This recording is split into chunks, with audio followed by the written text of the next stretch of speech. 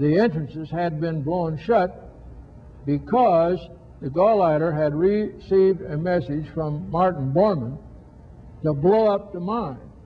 Now, the way they were going to do this, they shipped a number of American bombs which had not exploded, had been refused. They shipped them down to where the art was in a salt mine, and they had them in boxes marked "Marble, do not drop," insinuating that they were statues. The Gauleiter, grave digger Eigruber, told the miners, "I will explain to you how you're going to blow up the mine and the art. If you do not, you will face a firing squad." Well, the miners panicked because this was the livelihood of them, themselves, their ancestors for about 3,000 years. It was anything but a disused mine. And they figured out a way to avoid this problem. They went to Dr. Kaltenbrunner, who was the senior Nazi in the area. He was hiding out there, had both his wife and his mistress in this little ski village. And they said to him, "If you will stall the Gauleiter until we can sabotage the bombs and take them out of the mine, we'll hide you out on the mountaintop." Well, he agreed. He was interested in saving his skin. And the Gauleiter was simply carrying out orders. One reporter later, after the war, wrote an article about the neighbors overhearing the discussion between Kaltenbrunner and Eigruber. One wanting to carry out his orders, the other one wanting to save his life, threatening to shoot each other, all kind of arguments. But eventually, of course, the senior man won, and the Gauleiter left. He was later picked up in August of 1945. The miners they took the bombs out. I saw them on the 8th day of May, 1945, on the mountainside covered with branches. They took the bombs out of the mine, and they took Dr. Ernest Kaltenbrunner up on the top of the mountain. Naturally, as soon as I arrived, they told me where he was, and on the 12th of May, we sent a patrol of men up there to capture him and bring him back, and he was tried at Nuremberg. Now, you may say this is a little diversion from the talk about Martin Bormann, but all of this was tied in together. Martin Bormann sent the order from Hitler to blow up the mine. Hitler's idea, according to the story, was that he did not want this valuable art to fall into the hands of the Allies. It would have been a terrific, catastrophic loss if that art had been destroyed, because it included very fine art from 14 different countries that had been occupied by the Nazis. So Martin Bormann landed in Argentina, and he has been there. He was there definitely. It was seen by the author of this book in 1974. I have not heard of anything about his death since that time, although it is possible that his death would not be publicized immediately. But I'm sure someone would talk, because Martin Bormann, who was heading in 1974 what they called the Fourth Reich, and many former Nazi bigwigs who were there, many of them were taking handouts from Bormann, who controlled the money that he had brought from Germany. One of the things it tells about in this book was when the death of Eva Peron, and Martin Bormann was there with two other people. He was said to have gone to Italy disguised as a priest. I have stated that this book says that the Vatican arranged for his papers to get to South America, and he went to the funeral to pay his respects because Eva Peron and her husband were his benefactors, and he so referred to them in talking to Farrago and other people.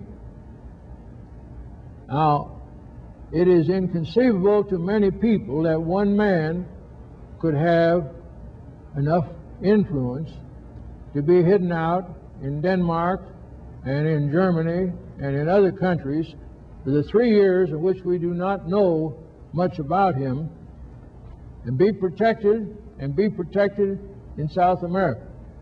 The material written on the cover of this book says at that time, 1974, what will happen now? Because the FBI had searched for Martin Bormann, the Jewish people had searched for Martin Bormann, and said, now that they know where he is, what will happen?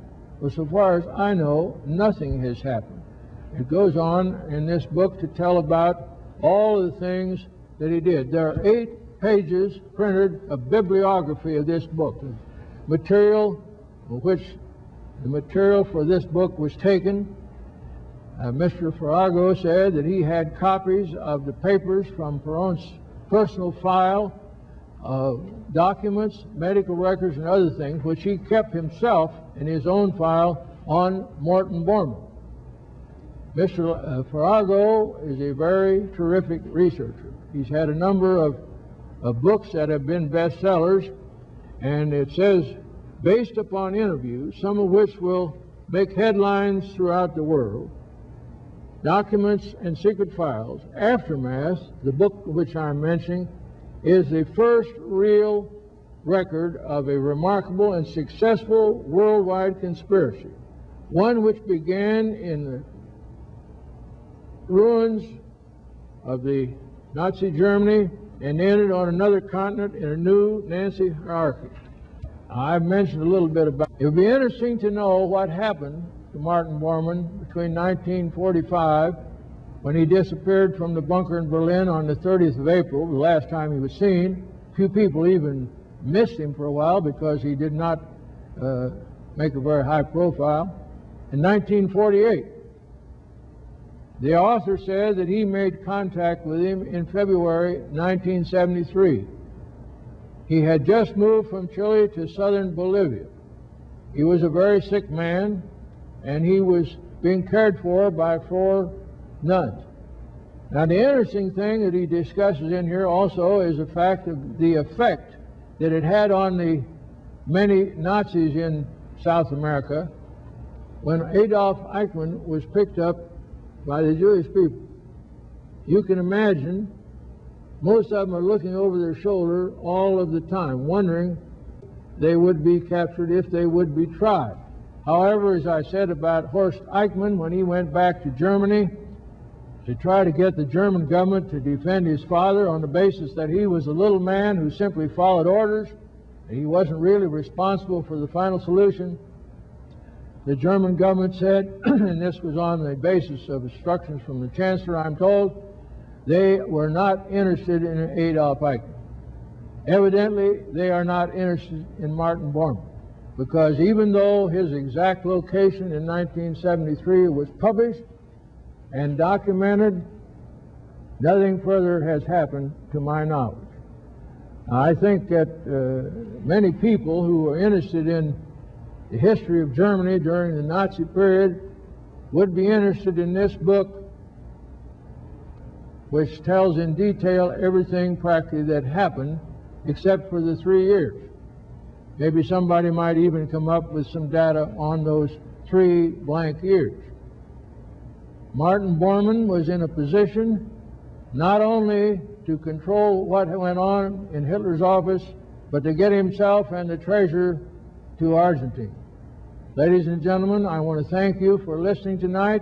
If you have any comments, please send them to me, care of ACTV, Post Office Box 1076, 78767. I thank you.